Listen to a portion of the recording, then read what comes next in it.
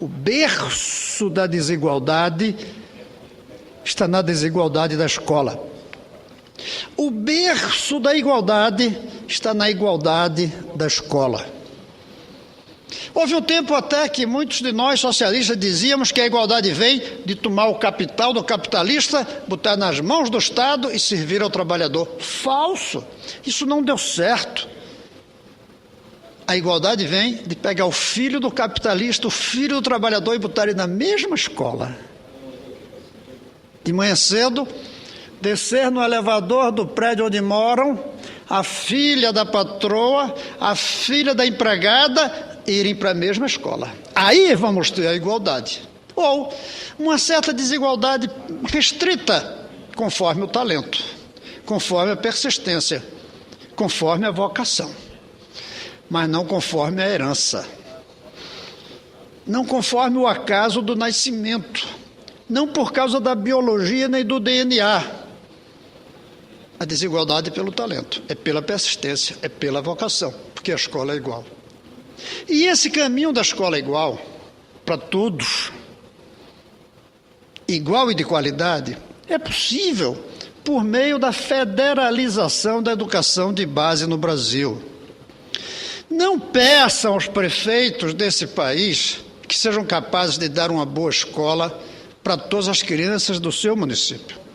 Até existem prefeitos, eu tenho visitado prefeituras que têm ótimas escolas, 1, 2, 3 no máximo, das escolas da sua cidade. Eles não têm fôlego para conseguir dar boas escolas para todas as crianças. Não é só fôlego de dinheiro, é fôlego de professores preparados que eles não têm. Só a federalização é que vai fazer com que os Enems do futuro sejam, primeiro, integrados medindo o resultado de todas as crianças e não só de uma pequena parcela delas, que hoje está em 40%.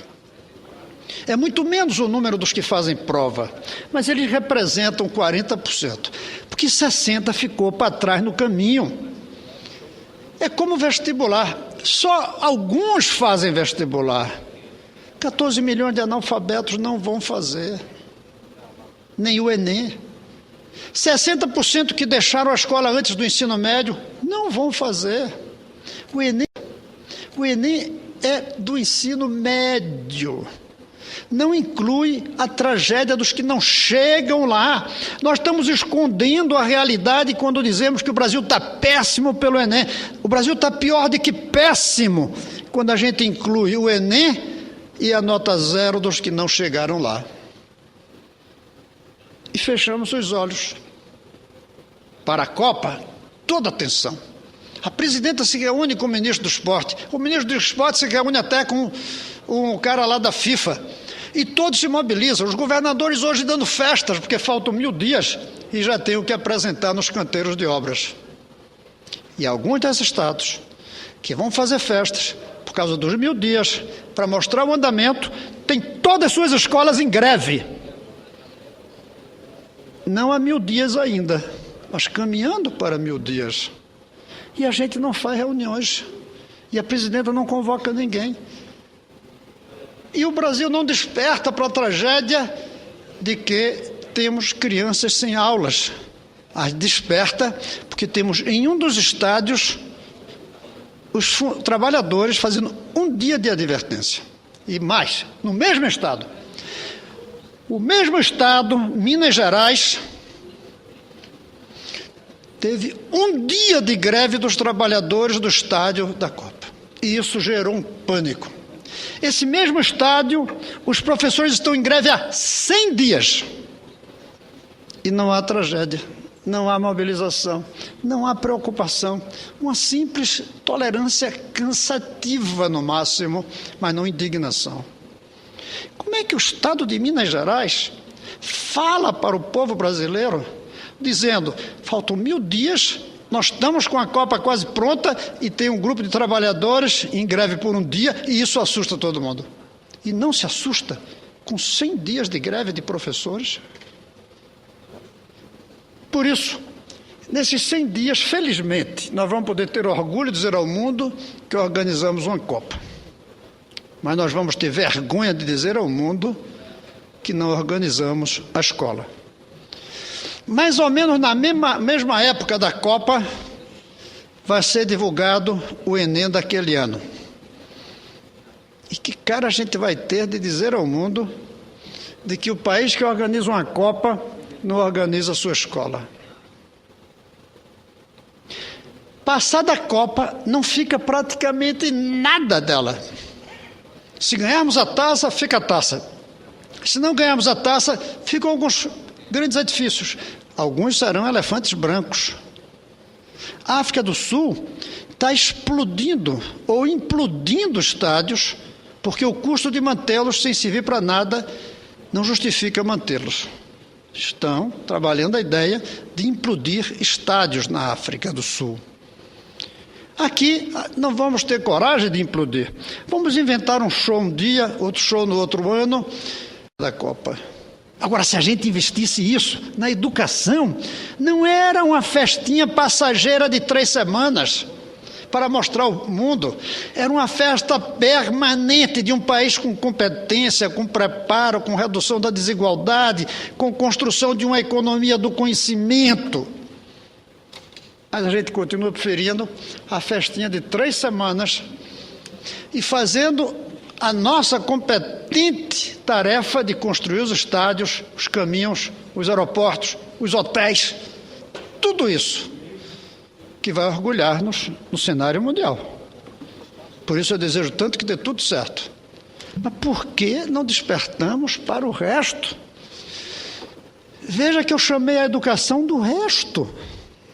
O resto não é o resto é a Copa. O pleno deveria ser a educação das nossas crianças. E é tão simples, senador. Demorado. Não é uma questão de 1000 dias. É uma questão de quase 8 ou 10 mil dias. Mas daria para fazer. A saída, eu volto a insistir, é a federalização da educação de base.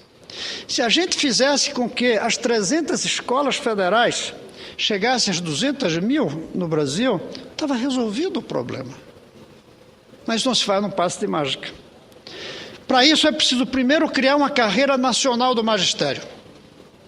Por que tem carreira nacional do funcionário do Banco do Brasil, da Caixa Econômica, da Infraero, do Congresso, da Justiça, da Caixa Econômica, e não tem uma carreira federal do professor primário e secundário? Por que tem uma carreira federal do professor universitário